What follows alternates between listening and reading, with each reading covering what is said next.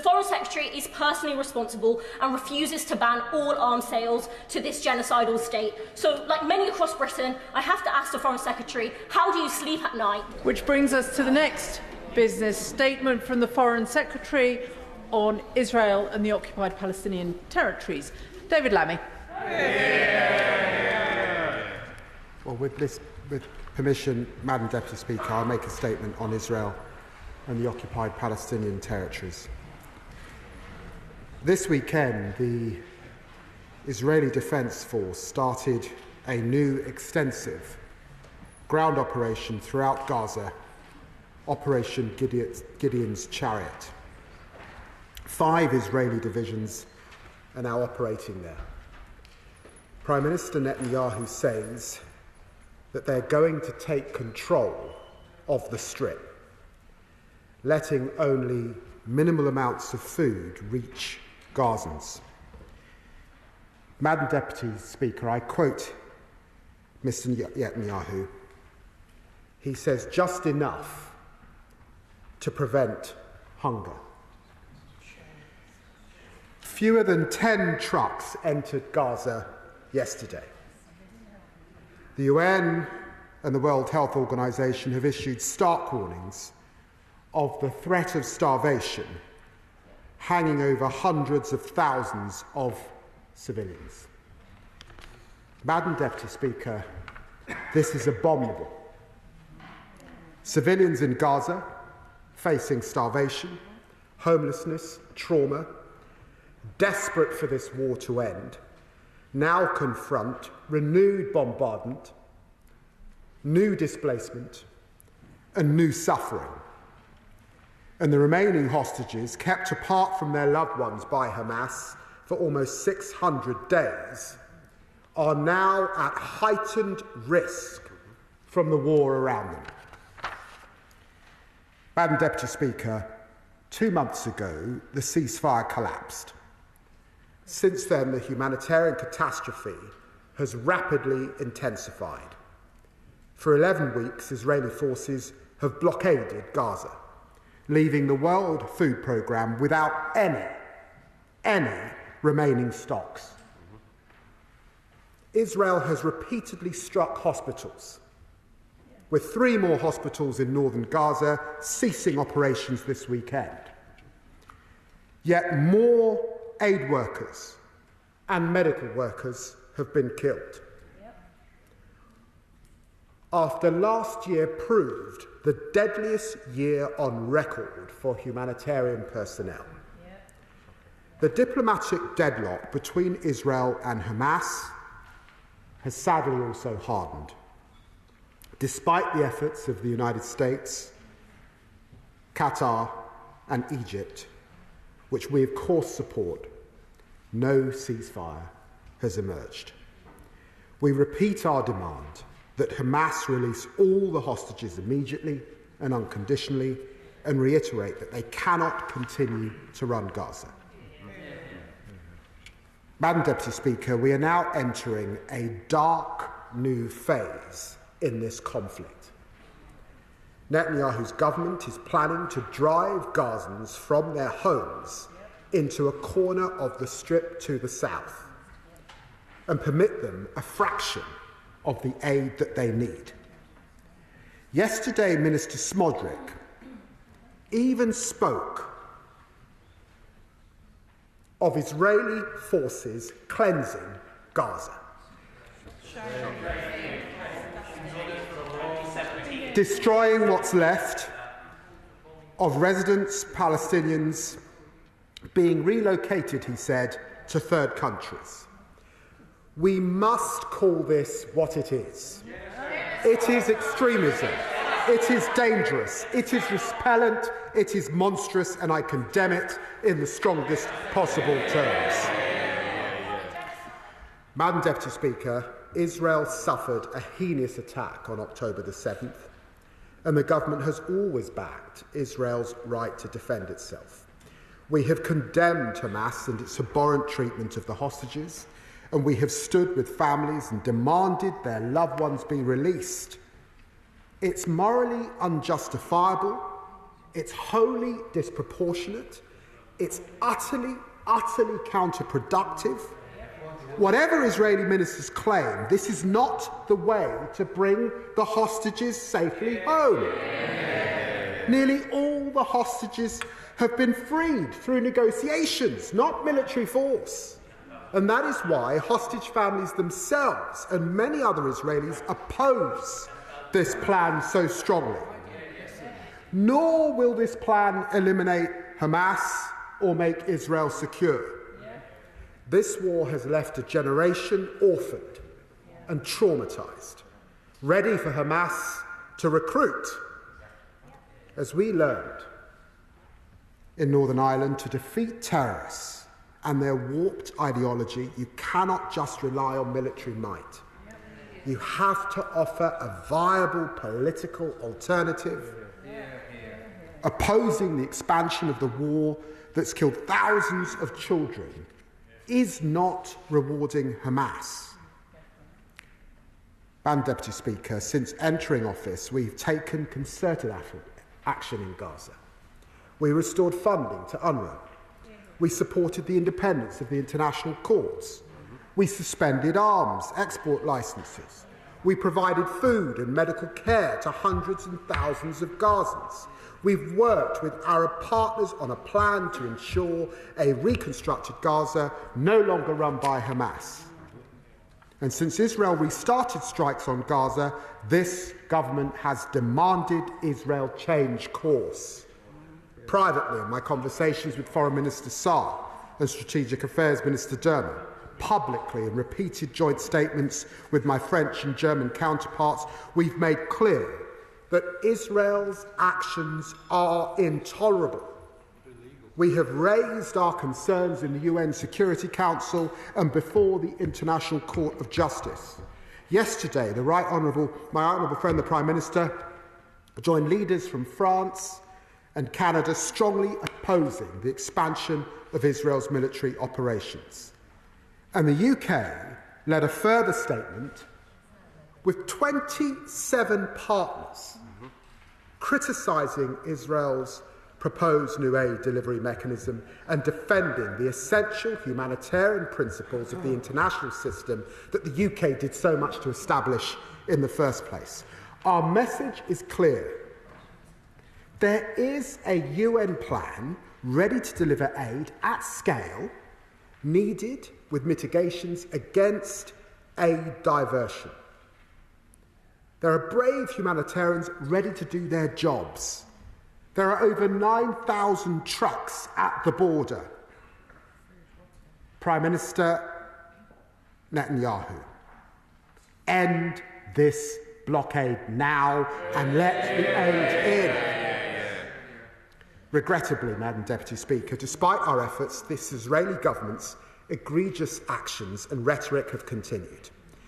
They are isolating Israel from its friends and partners around the world, undermining the interests of the Israeli people, and damaging the image of the State of Israel in the eyes of the world. I find this deeply painful as a lifelong friend of Israel and a believer in the values that were expressed in its Declaration of Independence. As the Prime Minister and fellow leaders said yesterday, we cannot stand by in the face of this new deterioration. It is incompatible with the principles that underpin our bilateral relationship, rejected by members across this House, and frankly, it's an affront to the values of the British people. Therefore, today, I'm announcing that we have suspended negotiations with this Israeli government on a new free trade agreement. We will be reviewing cooperation with them under the 2030 bilateral roadmap. The Netanyahu's government's actions have made this necessary, Madam Deputy Speaker. Today, my honourable friend, the Minister for the Middle East, is summoning the Israeli ambassador to the Foreign Office to convey this message. I say now to the people of Israel, I want a strong friendship with you based on shared values, with flourishing ties between our people and societies.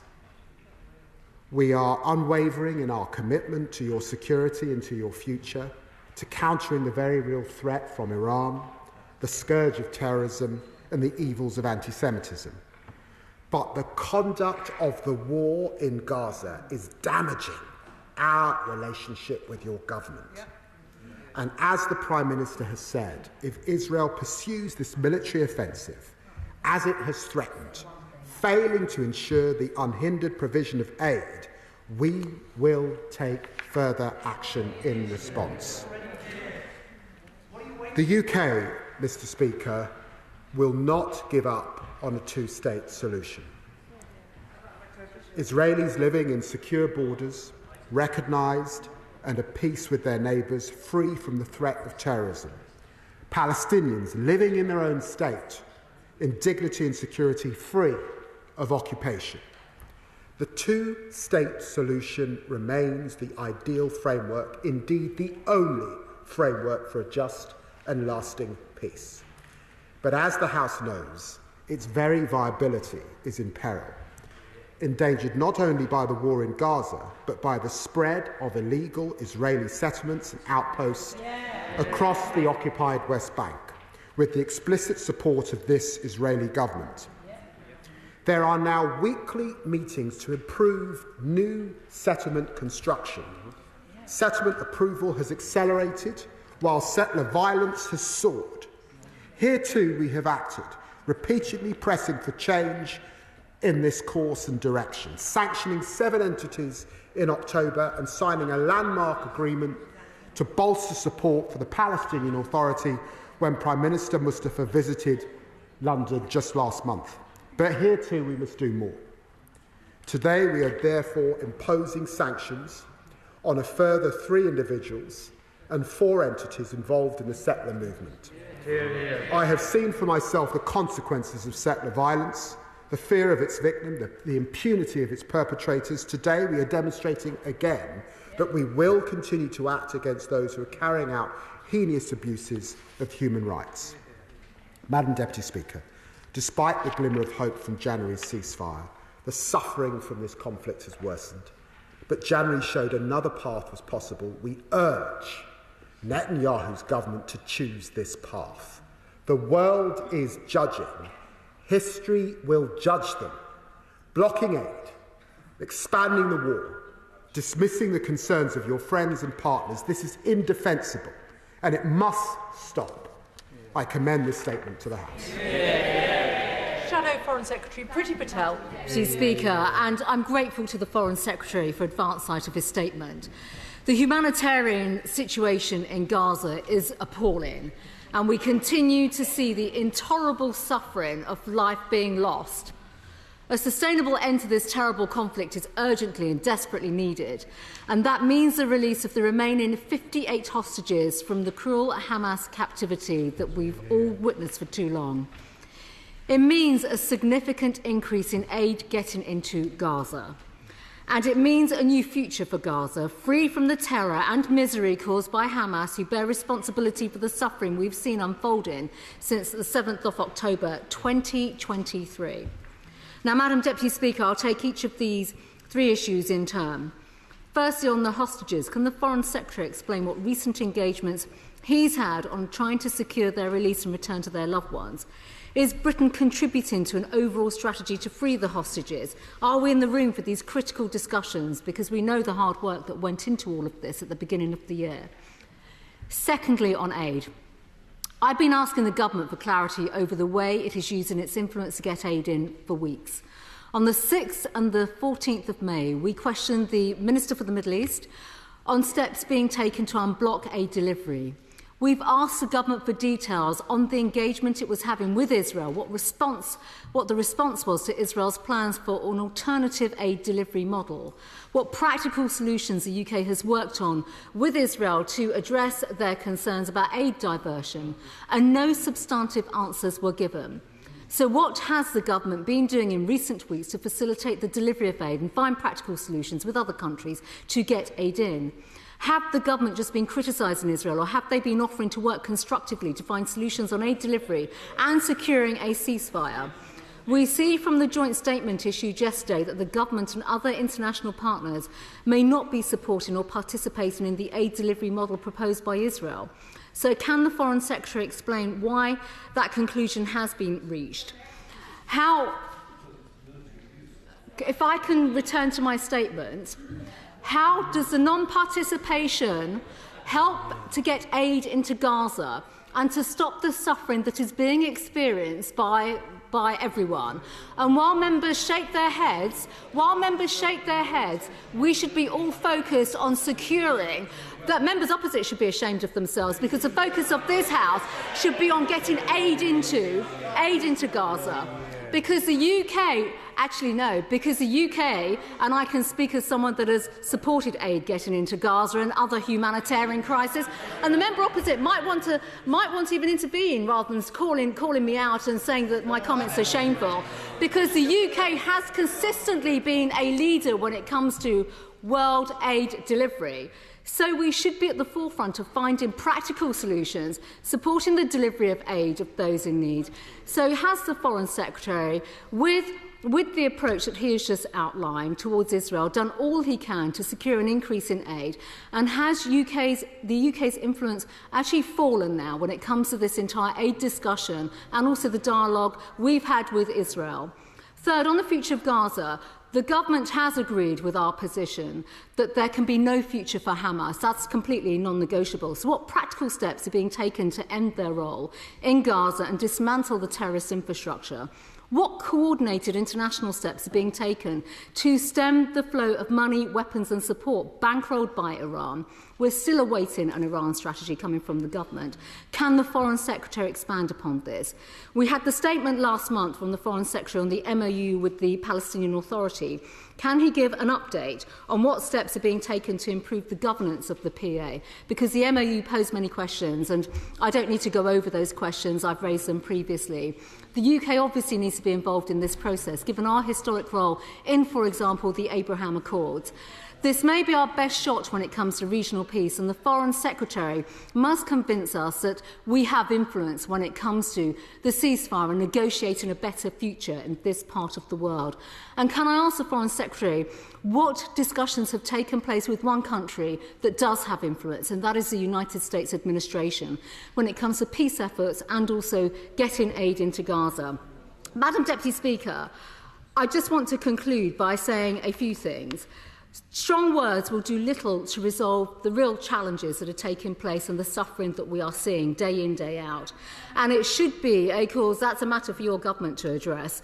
It should be the cause of concern that we've reached a situation now where statements and actions, if I may say so, that have been echoed by the government today, and by that I'm referring to the Prime Minister's joint statement with France and Canada.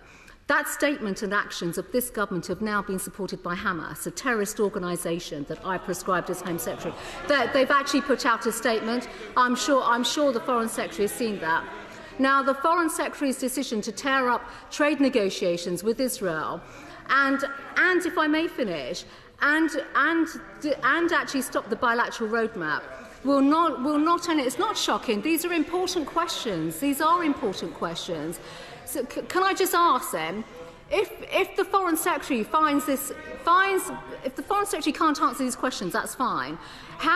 So then please do answer these questions, because they're important. Well, I would if members didn't keep interrupting, because it's quite obvious that the government doesn't want to respond to these important questions. I think it is important now, because there is so much human suffering. I understand the points that the Foreign Secretary has made with regards to the steps that he's taken with Israel. But how is this going to help now when it comes to wider security issues, threats from Iran, and how do we know that this will not be self-defeating in any way forward? Foreign Secretary. Well, Madam Deputy Speaker, for decades there has been a cross-party commitment to a two-state solution in the pursuit of peace. Friends of both Israel and Palestinian people across this House. It was the Thatcher government that imposed an arms embargo after Israel's invasion of Lebanon in 1982. It was David Cameron who first called Gaza a prison camp, and it was Theresa May's government that championed the UN Resolution 2334 on settlements. It was William Hague who worked with John Kerry on the push for peace and condemned the idea of moving the British Embassy to Jerusalem. Sadly today, it seems that the Conservative Party, or at least the current front bench, is refusing to confront the appalling reality of what is happening in Gaza and what the Netanyahu government is doing. The Honourable Lady seems incapable of offering any serious criticism about the egregious actions by the Netanyahu government, unlike many honourable members, on her own side. I think the whole House should be able to utterly condemn the Israeli government's denial of food to hungry children. It is wrong. It's appalling. Will she condemn it? Well, the whole House has seen. Opposing the expansion of a war that has killed thousands of children is not rewarding Hamas. Opposing the displacement of hundreds of thousands of civilians is not rewarding Hamas. On this side of the House, we are crystal clear. What is happening is morally wrong, unjustifiable, and it needs to stop. And that's why we've taken the actions we have. She knows that hostage families are deeply concerned with what is happening. They're deeply concerned with their loved ones. She knows that. She knows that we oppose the blockade on aid. Does she? It wasn't clear from her statement whether she does oppose the blockade of aid to children. And she should note, our diplomats led that call, 27 countries joining us, to condemn what is happening and stand on the side of truth and history. What a shame she couldn't bring herself to do so today. Yasmin Qureshi. Yasmin. Madam Deputy Speaker, I welcome the Foreign Secretary's statement in the Chamber today. Just last week, the UN Humanitarian Chief, Tom Fletcher, warned that the Security Council must act decisively to prevent genocide, and that today, he said, 14,000 babies could be dead in the next 48 hours. The level of destruction we have seen of the Palestinian people and their land is remarkable.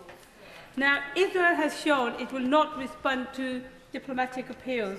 What we need now is continuation of full arms embargo, sanctions, accountability of war crimes, immediate recognition of the State of Palestine, and the return of UNRWA. And can I ask the Foreign Secretary what additional steps he's going to be taking in order to starve off this genocide? Foreign Secretary. Well, can I say to the Honourable Lady, I draw her attention to the announcement that I've made today on further sanctions, building on the announcement I made back in October. It's very important that we send a clear message to Israel that they should allow a full resumption of aid into Gaza immediately, that they should enable the UN and the humanitarian organisations to work independently and impartially to save lives, reduce suffering and maintain dignity. And she will have noted the coordinated statement of 27 countries, including Canada, Denmark, Finland, France, many others, that came together to make their views crystal clear about what we now see happening and what we expect to see happening and the further action that will have to take place if we don't. Lib Dem spokesperson Callum Miller. Thank you, Madam Deputy Speaker. I also thank the Foreign Secretary for advance sight of his statement. And I know that he, like me, has been horrified by the scenes coming out of Gaza. Tom Fletcher, the UN's humanitarian chief, has indeed highlighted and predicted the imminent death of thousands of infants without immediate aid, and said that the amount of aid entering the Strip is but a drop in the ocean. Let us be clear. Mass starvation will do nothing to remove Hamas or secure the release of the hostages. So I welcome yesterday's joint statement with Canada and France. In it, the Prime Minister spoke of taking further action if Israel does not fully lift its aid blockade and draw back from expansion of military activity. So can the Foreign Secretary confirm whether the expanded sanctions list includes extremist ministers Ben-Gvir and Smotrich, who have advocated illegal actions to dispossess Palestinians across the occupied territories, and if not, why not? And will the government go beyond reviewing the 2030 bilateral roadmap and urgently suspend it unless the government of Israel changes path? Will the government now finally block the export of all UK arms to Israel? In response to my letter to the Foreign Secretary last week, the Minister of State reaffirmed the government's position that it considers that Israel only risks breaching international law through its blockade. So I asked the Secretary of State, what more would Israel have to do to the people of Gaza for its actions to constitute not simply a risk, but an actual breach of international law? The Minister in his reply also stated that the government would only proceed with recognition of a state of Palestine at, and I quote, a time that is most conducive to the peace process. Does the Foreign Secretary agree with me and the Liberal Democrats that the time to recognise Palestine is now, and that immediate recognition, ideally jointly with France at next month's summit, would send the strongest possible signal about the UK's commitment to the Palestinian people's right to self-determination? Secretary. I'm very grateful to the honourable gentleman. Can I say to him that I have condemned the statements of Ben-Gvir and Smotrich in the past. On the 6th of May this year, Israel Finance Minister Smotrich said Gaza will be entirely destroyed. Civilians will be sent to the south to a humanitarian zone without Hamas or terrorism, and from there they will start to leave in great numbers to third countries. We condemn that language. We condemn the language of Minister Ben-Gvir, and of course we keep that language under review and will continue to discuss these issues with our international partner. He asks about recognition and the work that we see France and Saudi Arabia doing, and of course we are in close dialogue with our P5 partner in France and with Saudi Arabia. In fact, I touched on these issues with the Saudi Arabian PM in Rome at the weekend.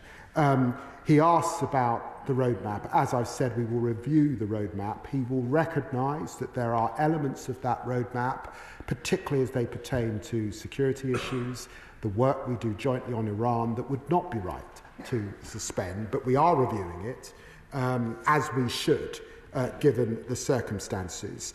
And I have said time and time again that we have suspended arms sales that could be used in Gaza, notwithstanding those that we must necessarily retain, that particularly pertain to the supply chain on F-35s and their use in warfare in other theatres with which we have an interest. Dawn Butler. Thank you, Madam Deputy Speaker. I thank the Secretary of State for his strong statement today. It feels like it's taken a long time for us to get to this point. Secretary of State, when something's intolerable, we stop it from happening somewhere or another. Will this actually stop what is happening in Gaza, or is it too late? The fact that Netanyahu has said he will let a small amount of aid in means that he understands that he's been withholding aid. That is a breach of international law, and we must call it out for what it is. And we must insist that the hostages are returned, and also the prisoners who are held without charge. Secretary.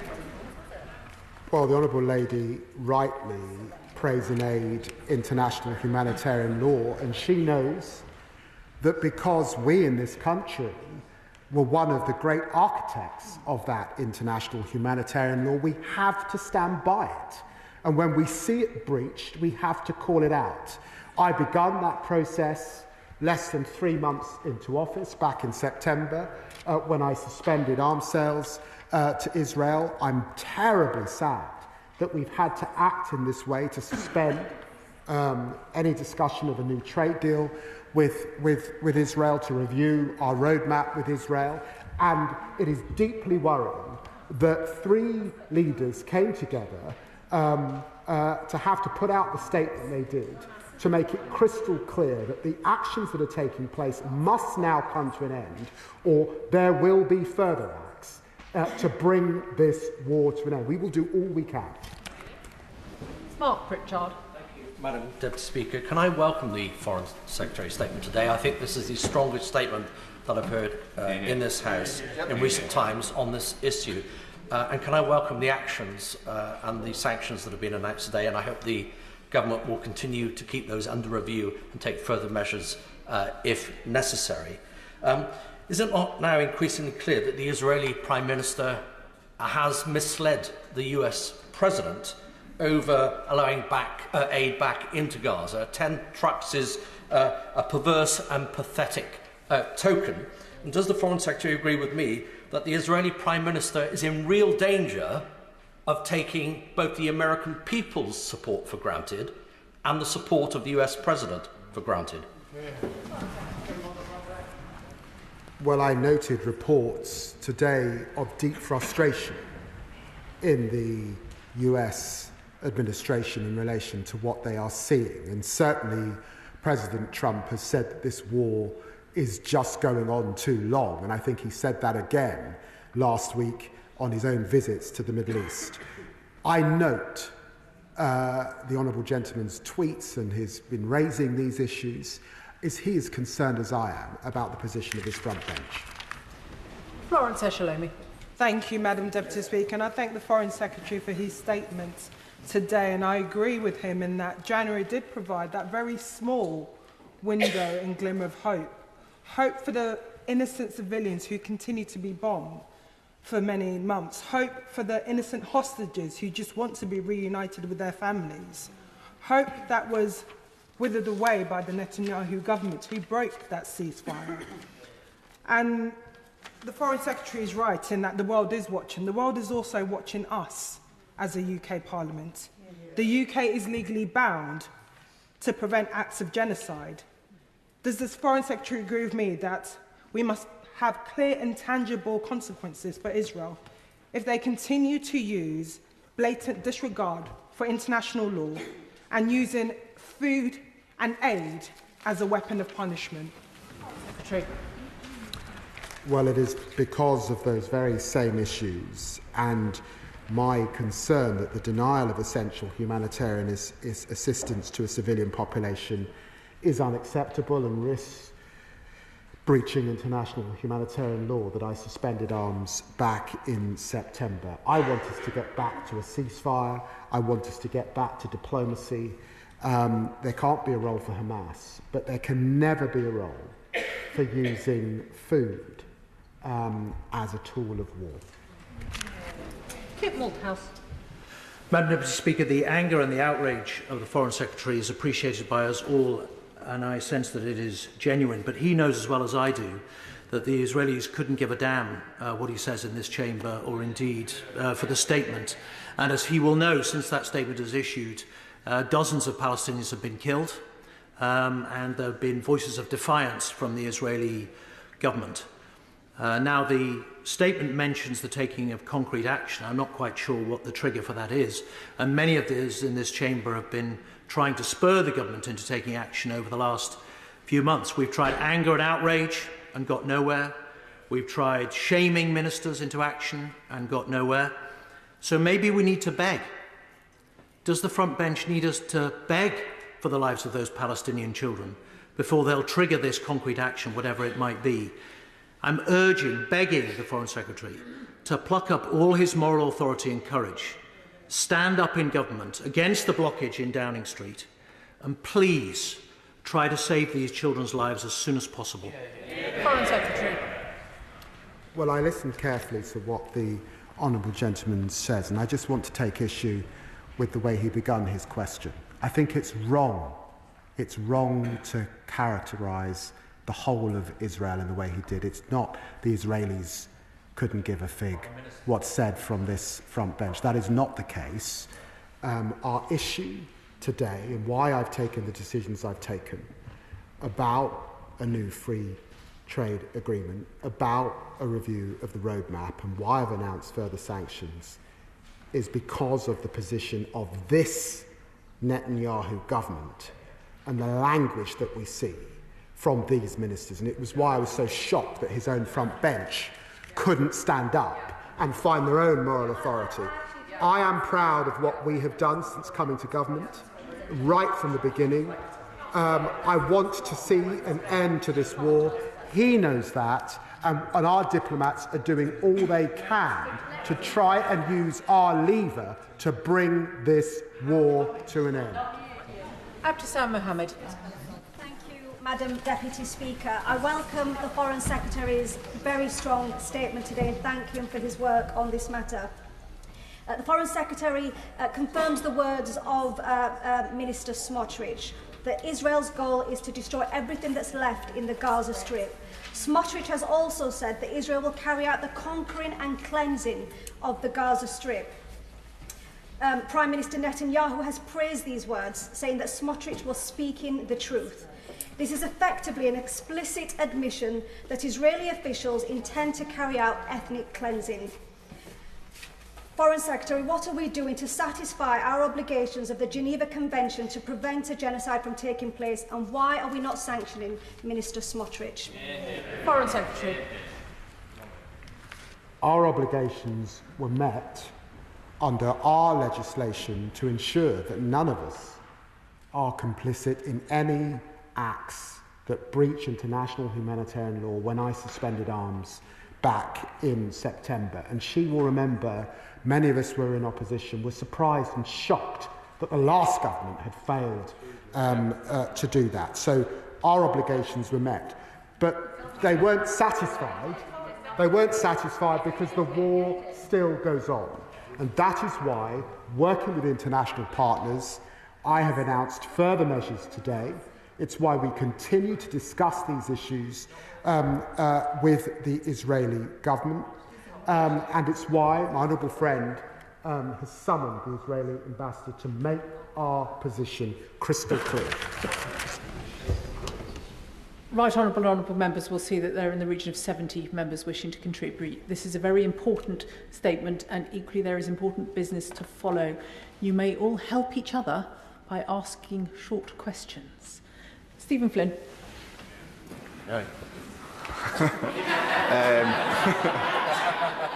Thank you, Madam Deputy Speaker. No pressure. To see the Foreign Secretary finally find some fire in his belly on this issue was certainly most appreciated, but long overdue. But ultimately, as has been mentioned earlier, the government is still a block to action. So would he support this House being given a vote on whether we support the work of the ICJ and the ICC or not? This House being given a vote on whether we will recognise the State of Palestine, and this House being given a vote on ending all arms sales to Israel. Secretary. What can I say to the honourable gentleman? I've had fire in my belly since the day I was born in the Whittington Hospital in North London. But be sure of that. This House led the call for the international criminal architecture that we have, and we will continue, and successive governments have, to support that international architecture. Paul Wall. Deputy Speaker, I welcome the Foreign Secretary's statement today. The children of Gaza are being not just starved to death, they're being bombed to death, as Israel tries to wipe Palestine itself off the map. So I welcome his statement, particularly his robust action on the illegal settlements in the West Bank, but also on suspending any free trade agreement talks with Israel. Does the Foreign Secretary agree with me, though, that history will judge all governments around the world and every member in this House, not just on what we said, but on what we did in the face of this 21st century atrocity? Well, I recognise why the honourable gentleman puts his remarks as the way he does. What we must do is act in concert. You know, this is deeply, deeply frustrating, of course, but he will know, because I know he knows history, that the ability for the UK to act unilaterally or to act with one other partner was determined in the Suez crisis, where it was crystal clear that we did not have that influence unilaterally any longer in the Middle East. That's why it's so important that 27 partners came together, and why it's so important that I continue to discuss these issues with Secretary of State Rubio and Vice President Vance, and I did discuss these issues with Vice President Vance this Sunday. Sir Roger Gale. Mr. Speaker, I doubt whether there's a single member of this House that does not wish to see the 58 remaining hostages return to their families, whether dead or alive. And the 10,000 Palestinians. I think that the Foreign Secretary was right to say that genocide, my words, not his, that genocide and war crimes are not the way to get the hostages released. There are in this House parents and grandparents who will stand up for children anywhere in the world. I'm prepared to nail my colours to that mast. We have to take action. We cannot stand by and do nothing. A number of us, I think all Privy Councillors, Madam Deputy Speaker, wrote to the Prime Minister relatively recently, calling for the two-state solution to be imposed immediately. Sadly, that private letter did not receive a response, which is why it was published. Foreign Secretary, please take that message back to the Prime Minister and act. Foreign Secretary. Well, can I thank the Honourable Gentleman for what he said in a cross-party spirit. He brings great authority and experience to these matters, and he knows that as a P5 nation, we are talking to our French counterparts about the way forward as we head to their conference next month, and we're also talking to Saudi Arabia, who are jointly hosting that conference with him, and I recognise why he raises these issues, particularly in relation to the children, in the manner in which he does. Alex Ballinger. Thank you, Madam Deputy Speaker. And can I thank the Foreign Secretary for his statement today and these essential actions, the sanctions on extremist settlers and the suspension of our trade negotiations with Israel. It is important that Israel sees that its allies will not stand by while they continue to forcibly displace Palestinians and blockade. So can the Foreign Secretary tell us what further discussions he's had with the EU on suspending their EU-Israel Association Agreement so we can put further pressure on Israel to stop the brutalisation of Palestinians in Gaza?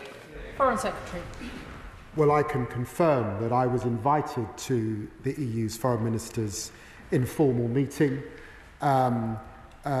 just under 2 weeks ago, in which these issues were discussed, and I was able to discuss these issues with EU High Representative Kaja Kallas just yesterday. Wendy Chamberlain. Speaker, in correspondence to the Business and Trade Select Committee earlier this year, the Government placed some of the reasoning for not stopping licences for F-35 related components on the need to maintain arms for Ukraine. Can I ask the Foreign Secretary what practical steps have been taken in the 3 months since that letter was sent to ensure that weapons manufacture and supply to Ukraine is separated from the supply chains to Israel and the occupied territories? Well, I stand by the decisions that we've taken to meet our obligations for security around the world and the decisions we've made in relation to the F-35s. And can I make absolutely clear to her our decision to suspend arms sales that could be used in Gaza is a serious one, and we are absolutely content that we are meeting all obligations that I set out back in September. Presenter Alan Khan. Thank you very much, Madam Deputy Speaker. Yesterday, Israel admits that it only allowed 5 aid trucks into Gaza for over 2 million people. That is more than Northern Ireland's entire population. This weaponisation of food is morally reprehensible. We must impose an arms embargo and sanctions on the Israeli officials that are responsible for these heinous crimes. Benjamin Netanyahu, Smotrich and Ben-Gvir. I welcome the joint government statement with Canada and France. So given the fact that time is running out with every moment that we are standing here talking about this issue, can the Secretary of State clarify the conditions and the time frame for the very firmest of action? Foreign Secretary. Well, can I say to my honourable friend that we've made the decisions that we've made today.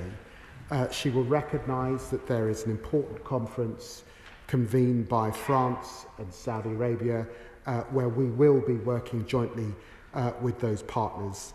And can I ask her to look carefully at the leader's statement and our absolute commitment to take further action if necessary to try and bring the course of action that the Netanyahu government has set its desire on in terms of military expansion and the blockade of aid, that we will take further action if needed in the coming days and weeks. Ayub Khan. Thank you, Madam Deputy Speaker. This government has consistently maintained that the determination of genocide, ethnic cleansing and war crimes is a matter for a competent court. And yet the lawyers instructed by this government to defend against a case brought by Al-Haq recently have been unequivocal in that it is this government's firm position that no genocide is occurring, that we have no legal obligations to the International Court of Justice ruling, and that it is a matter for Parliament, not the courts. So I ask the Foreign Secretary to clarify, are these lawyers speaking on behalf of this government? And if this truly is the government's position, will he finally explain why he sees military support for Israel as compatible with our obligations under international law, rather than saying it's simply a matter for the courts? Foreign Secretary. I've got to say that's a crude caricature of a very serious issue. I took a decision back in September in relation to international humanitarian law and suspending arms sales that could be used in Gaza, because these are very, very serious issues. I understand the issues that are before the ICC and the ICJ. They are very, very serious issues. And it is because votes in this Parliament helped to set up those mechanisms and made us part of those mechanisms that I leave it to them to make the necessary determinations that they must properly make. Dame Meg Hillier. Thank you, Madam Deputy Speaker. We have seen the slaughter of innocents going on for far too long. And as others have said, people are dying right now. I welcome the Foreign Secretary's statement, and I welcome the Prime Minister's statement yesterday with France and Canada. But the Foreign Secretary mentioned that he met with Vice President Vance, and to really get a breakthrough on this, because Israel is not listening, America needs to be part of that. Is he able to tell us about that conversation with President Vance and whether he has any hope that we can make a statement jointly with the US as well? Foreign Secretary. Well, I'm very grateful to the Right Honourable Lady, and I know that her constituents will be deeply concerned with what is happening. Let me say to her that we had hoped, and I know that Vice President Vance had hoped, that we would get a breakthrough in the ceasefire that was being broken by the United States, Qatar and Egypt. But she will have also seen that the United States has also been able to strike direct deals, and it got its hostage out last week by going direct to Hamas, and that the breakthrough that we had hoped for towards the end of last week has not come through. And at the moment, I have to say, I don't foresee a ceasefire deal just at this stage. And that is why the only way forward is through more diplomacy, not less. It is not through military means. And we have to be crystal clear that we disagree with the course that the Netanyahu government is now taking. Sir Desmond Swain. The House wants to know, and Israel needs to know, exactly what he means by further action. Foreign Secretary. I would ask him to consult the Oxford Dictionary and look at the two words. Naz Shah. Madam Deputy Speaker. Can I first thank the Secretary of State for coming to his House and his statement, and for the actions that he's taken. I also welcome the Prime Minister's statement with regard to yesterday's statement jointly. One of the things that we talk about genocide, the word is used quite often here, and all indicators are pointing towards that. So what else can be done to stop? I appreciate the suspension of the free trade agreement, those negotiations. I appreciate all of that, but children are still dying every single day. You know, people are losing their homes. It's, you know, what will it take? What do we have to really wait for to call it what it is, and to actually act like to stop what is happening? Secretary. Well, can I say to my honourable friend, and she talks with such integrity, and I know that she's been a consistent ambassador, really, for the Palestinian people in this House. And I know that she's really clear, and she feels the same as most of our constituents. They want this to stop now. And the actions we have taken bilaterally is a diplomatic move by the United Kingdom government to exert influence to try and make it stop. But I say to her that she knows history. She knows that we cannot do that unilaterally. I wish I could stand at this dispatch box and say that we could. Maybe if I was standing here in 1950, that might have been possible, but here we are in 2025. We must work in concert with other partners. That is why that statement from 27 countries, the statement the Foreign Minister put out, is so important. It's why we've taken the actions that we have today, and it's why we've indicated that we will act further if we need to, particularly as we head to this important conference in New York by France and Saudi Arabia, working alongside them. Thank you, Madam Deputy Speaker. The UN has warned that 14,000 babies could die in the next 48 hours. Concrete action against Netanyahu's murderous government is long overdue. We know that this government isn't prepared to make a determination on genocide, but they have told us that they are making ongoing assessments to the risk. So will they now finally release that risk assessment for this House and the public to see and prove that this government takes its obligations under international law seriously and they mean what they say about concrete action? I've just got to remind the Honourable Lady that last year we gave $129 million in humanitarian support to the people of Gaza in the occupied territories. That a lot of that support was for medical aid, which this government begun with vigour as soon as we came in back in September. Behind her question is a serious point. It falls to me to make serious decisions about the sale of arms where there might be or there is a clear risk of a breach in humanitarian law. I took that decision in September. It's a quasi-judicial decision, and it's one I take very soberly and very seriously, and that has continued to be the position since September last year. Melanie Ward. Thank you, Madam Deputy Speaker, and I welcome today's steps forward, particularly on trade. The fact that we are on the brink of the ethnic cleansing of the Palestinians is such a collective global failure. It betrays words. And I want to ask, unlike the Shadow Foreign Secretary, will the Foreign Secretary confirm the UK's total opposition to Israeli plans to replace humanitarian NGOs and the UN with mercenaries? And in relation to the important statement by the UK, France and Canada threatening further important multilateral action if Israel does not stop, can I ask, what is the red line? We've been here before with the Rafah offensive, when the international community said it would stop Israel and it did not. Gaza is out of time. Well, I'm very grateful to my honourable friend. Let me be crystal clear. This government opposes Israel's model for aid. We believe it does not respect humanitarian principles. It cannot deliver aid effectively at speed or at the scale required. It's wrong and it's dangerous to the humanitarian system. Martin Vickers. Thank you, Madam Deputy Speaker. Earlier, the Foreign Secretary used the phrase morally wrong, and I entirely agree with that, and it's equally morally unacceptable, the original Hamas massacre. I'm sure we can all agree on that. But could I take him back to the issue of recognition? I'm one of the members who's previously supported recognising the state of Palestine.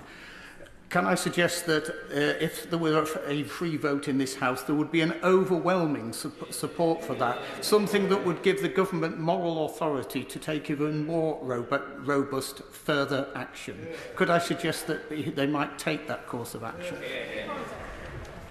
Well, I'm grateful to the honourable gentleman.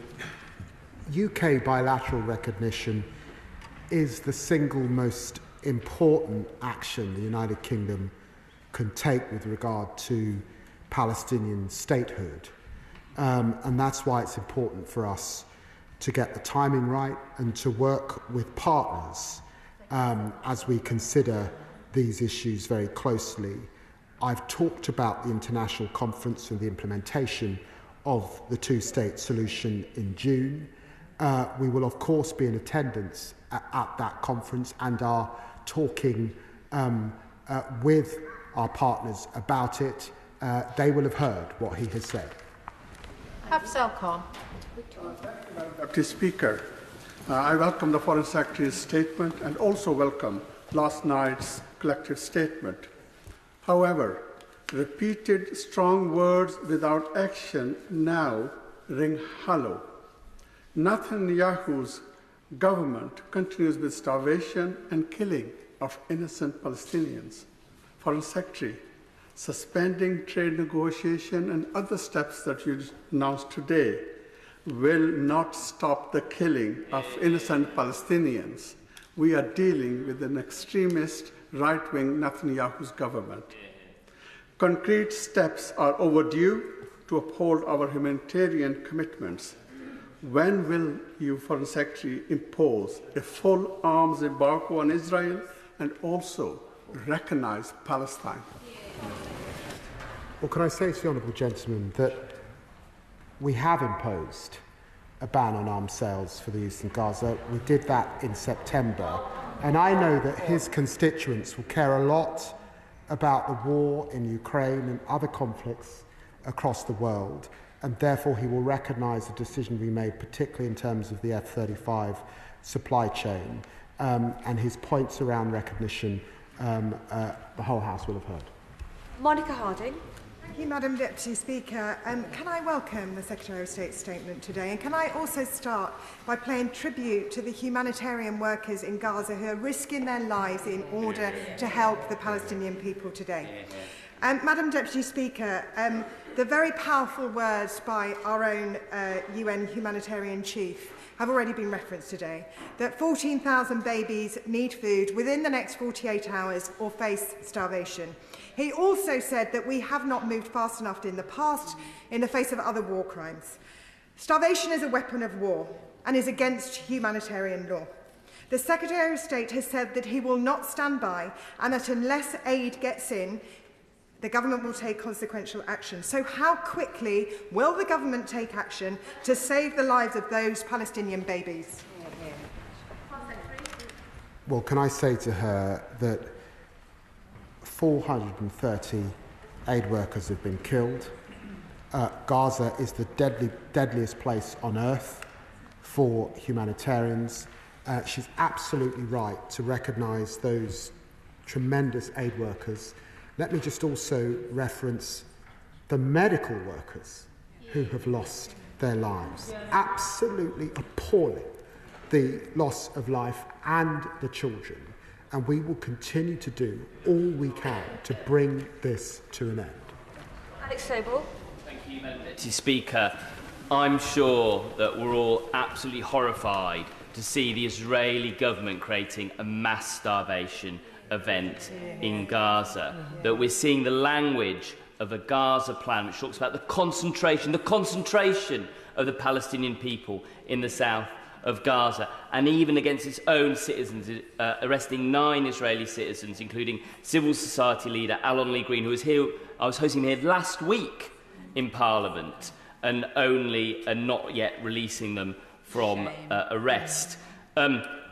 Does the Foreign Secretary agree with me that this is a deliberate and systemic attempt to destroy the Palestinian people in Gaza? And isn't it time that instead of sanctioning those taking orders, we sanction those giving the orders in the Israeli government? Well, I say to my honourable friend, and I know that he too has consistently raised these issues, the abandonment and the displacement of Gazans to this small strip is just entirely unacceptable. The idea that we could see this go on right through 2026 is abominable. Tom Fletcher was right to speak out, I think, in recent days, and it's why I think you're seeing the response that you're seeing from international partners. And I hope that Netanyahu heeds the words of friends. Thank you. Essential that aid reaches innocent civilians in Gaza, as my right honourable friend for Whittam was equally clear in stating. It is also vital that this war comes to a swift end. But in searching for that path to peace, is it not equally vital that we reflect on certain realities? That it's not Israel that has shut down the ceasefires so far, or is rejecting terms for a new one attempting to be brokered. It is Hamas. It is not Israel holding 58 hostages. It is Hamas. And it is not Israel that is misappropriating aid and selling it on at profit. It is Hamas. And is it not a damning indictment of this government's foreign policy that it is Hamas who are cheerleading this new stance?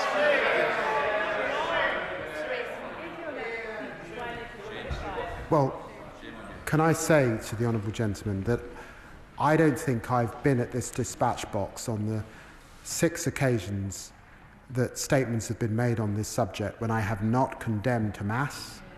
I have not condemned what they did on October the 7th. I have not condemned those that are keeping hostages. And let me be clear, I actually believe Hamas are holding hostage the Palestinian people. But just as you can hold that, you can also hold in your heart and in your mind that it is morally reprehensible to continue this blockade, to reduce 400 humanitarian aid points to 4. This is impossible, it's intolerable, and of course the United Kingdom must speak up against it. Thank you, Madam Deputy Speaker.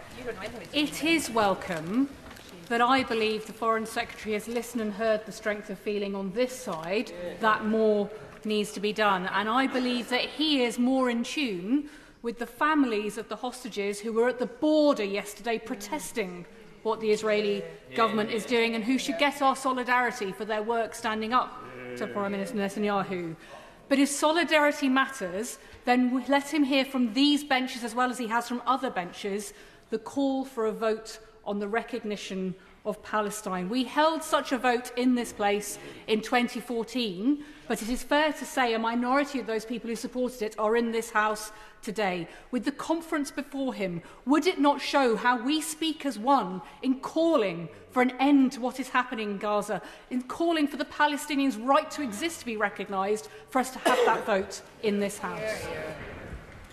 Well, can I say to my honourable friend, the British people made a determination when they voted Labour at the last general election, and she knows that in our manifesto we committed to Palestinian recognition in the right circumstances. I've said a lot about the conference, and she will no doubt read a lot about the conference that is coming up on a two-state solution, and I do think that we are, given that we're only days away, that is what should concentrate minds at this time. Colleagues can see by just looking around the chamber that not everybody is going to get in, and this statement's been already going on for an hour. I'll try and go fast, but I need your help with short questions and shorter answers. Jerry Corbyn. Thank you, Madam Deputy Speaker. Could the Foreign Secretary tell us exactly what arms have been supplied to Israel over the past 6 months? What arms are being supplied now to Israel? What RAF criteria is being used for? Is it supporting the Israeli war machine? And can he inform the House categorically that no component part of an F-35 jet made in Britain is supplied to Israel to continue their bombardment of Gaza? Well, can I say to the judgment that he asked me a similar question a few weeks ago, and I gave him the answer that we suspended arms sales. That was a sober decision made. They're not being given to Israel for use in Gaza at this time. That is a strict decision under our export licensing regime, save for the carve-out we've made for F-35s, which I know he disagrees with, but that is the position because we're not prepared to disrupt supply chains across the world. Say.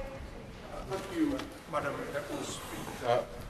What we've heard from senior UN officials this morning should frankly send shivers down the spine of every member in this chamber.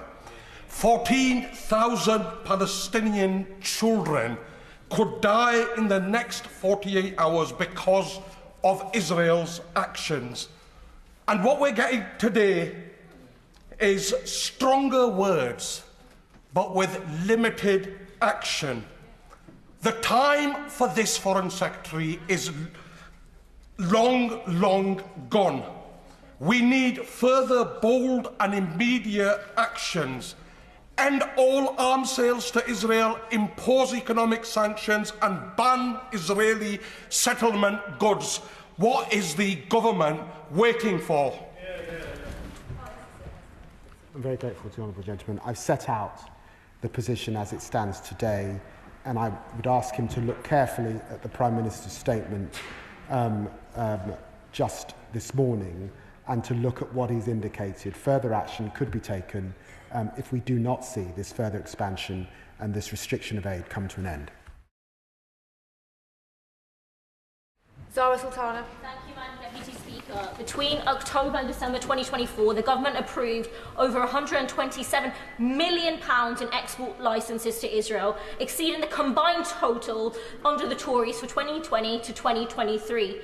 These licences, granted after the government's so-called temporary suspension, include components for lethal F-35 fighter jets. Jets Israel is now flying at Children 5 times the usual rate. Families have been wiped out, in Gaza. Hospitals destroyed. Yet the government in court claims that there is no evidence Israel targets civilians. The Foreign Secretary is personally responsible and refuses to ban all arms sales to this genocidal state. So, like many across Britain, I have to ask the Foreign Secretary, how do you sleep at night? Well, the Honourable Lady has raised figures that I don't recognise. She's raised once again the issue of arms sales to Israel. I banned arms sales that could be used in Gaza. I know that the Honourable Lady is keen on clickbait, but I'm not going to be baited from this dispatch box. Brendan O'Hara. Madam Deputy Speaker, and allow me to repeat the question from my honourable friend from Bristol Central, which went unanswered. Last week, 65 members from 9 political parties across both houses wrote to the Prime Minister asking that he publish the most recent genocide assessment, the one that convinced him to send his lawyers to the High Court to argue that no genocide has occurred or is occurring. So will the government now publish that assessment so we can all understand how on earth they arrived at the conclusion that the horrors in which we have witnessed day in and day out for months in Gaza is not a genocide? Well, I answered that question previously. I make sober assessment based on whether there's a clear risk on our export licensing, and I stand by the statements that I've made.